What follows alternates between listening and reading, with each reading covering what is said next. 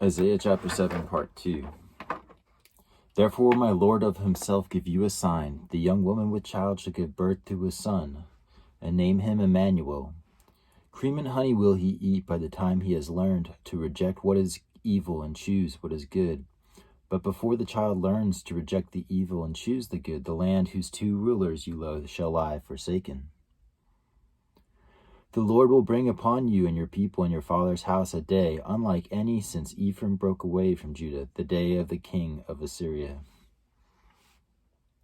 Cream and honey referred to having the just the basics of food, like 2 lambs or 2 goats that you would take on a journey, because you have to leave your land forsaken. You have to go into the wilderness and you'll eat honey from wild bees.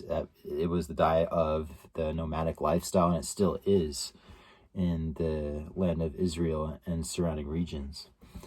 And the Lord is saying here that the people, his Christians, will take upon themselves this kind of lifestyle again, an exodus, and that it will happen before the child is able to learn to reject evil and choose what is good. And that is a counsel to all of us, to learn to reject evil and choose good.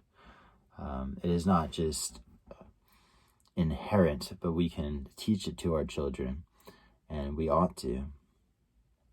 The Lord is letting us know that upon us and upon our Father's house, a day unlike any since Ephraim broke away from Judah, a day of great destruction, the day of the king of Assyria. And he describes what that's going to be like. In that day, the Lord will signal for the flies from the far rivers of Egypt and for the bees in the land of Assyria, and they will come and settle with one accord in the riverbeds of the prairie and in rocky ravines, and by all ditches and water holes. In that day, my Lord will use a razor hired at the river, the king of Assyria, to shave your beard and the hair of your legs, to cut off even your beard.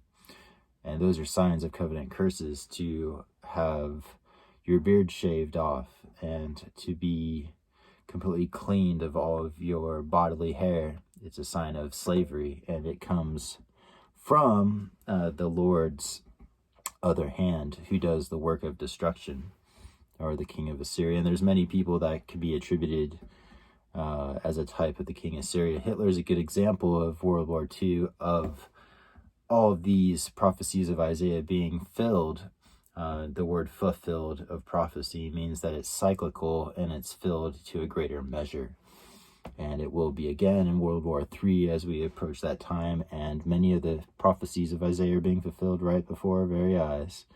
And to the severity of the way that it was fulfilled anciently in Israel and in World War II. And we will see it again in our day.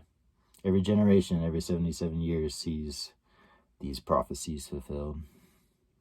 And a lot of people don't understand that, but look back. You have World War II, and then 77 years before that, you have the Civil War. 77 years before that, you have the Revolutionary War, and that's on the covenant land of America. The same thing happens worldwide. In that day, a man will keep alive a young cow and a pair of sheep, and because of their plentiful milk, men will eat the cream. All who remain in the land will feed on cream and honey. Which the Lord is still saying that he's providing for his people. It's just real basic provision. In that day, every plot of ground with 1,000 vines worth 1,000 pieces of currency shall be briars and thorns.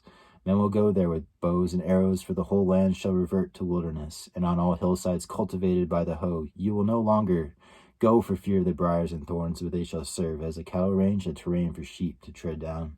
It's interesting that the Lord was revealing this image to my mind even this morning before I read these verses of vine crops, vineyards of like Oregon, for example, that are well cultivated now and have been for decades potentially, and without the water sources and the technology that we have, they just go back to briars and thorns. And we have a small wilderness, little tiny area of our property where I live at right now, and I see how easily it goes back to thorns.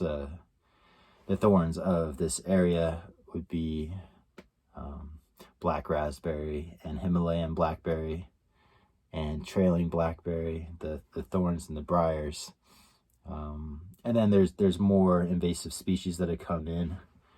For example, Scotch broom, and of course the Himalayan blackberry is a good example. And even the invasive species of nature symbolize the invasive species, could you say, of people. And they come to this covenant land and they thrive here, and they can do very well, and they can produce blackberries in abundance, and they can produce useful objects and tools like brooms. And properly cultivated, we call them invasive species, and they get a bad name, but if they're used correctly, they provide a great amount of food for the birds and the bears and the coyotes, and all of the animals live off of the Himalayan blackberry, which has invaded the whole west coast. And properly cared for, if the land is properly cared for, these things could be integrated very well into our culture and the native species of the culture. But they get out of hand because mankind is so focused upon our own kingdoms that we fail to go forth and tend the garden of Washington or Oregon or California, and we ought to.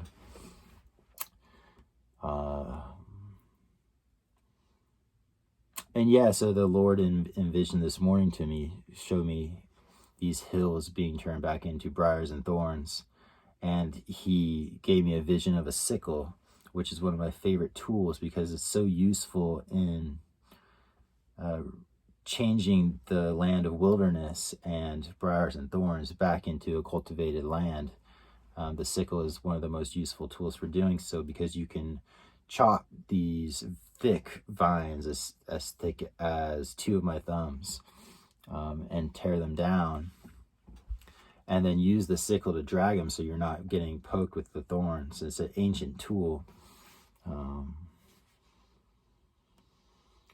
And through that, we can clear the lands of briars and thorns, and that is the promise to the Lord's covenant people, that their children will go forth and restore the waste places. And this is the vision that the Lord is showing me even this morning.